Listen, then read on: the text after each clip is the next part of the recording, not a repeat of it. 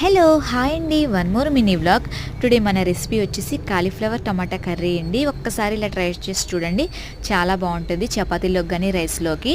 నేను ఫస్ట్గా కాలీఫ్లవర్ని కట్ చేసి కొంచెం కడిగి పక్కన పెట్టుకున్నానండి. తర్వాత ఒక స్టవ్ మీద గిన్నె పెట్టుకుని అందులో వాటర్ వేసానండి. ఆ వాటర్ మరుగుతున్నప్పుడు కొంచెం సాల్ట్ను కొంచెం పసుపు వేసుకున్న తర్వాత ఆ ముక్కలు అందులో వేసుకొని స్టవ్ ఆఫ్ చేశానండి. నెక్స్ట్ వచ్చి ఉల్లిపాయలు పచ్చిమిరపకాయలు కట్ చేసి పెట్టుకున్నా. స్టవ్ మీద ఇంకో గిన్నె పెట్టుకుని అందులో ఆయిల్ వేసాను. ఆయిల్ హీట్ అయిన తర్వాత మనం కట్ చేసి పెట్టుకున్న ఉల్లిపాయలు పచ్చిమిరపకాయలు వేసాను. అది కొంచెం ఫ్రై అయిన తర్వాత కొంచెం పసుపు వేసానండి. పసుపు వేసాక కొంచెం అల్లం వెల్లుల్లి పేస్ట్ వేసానండి.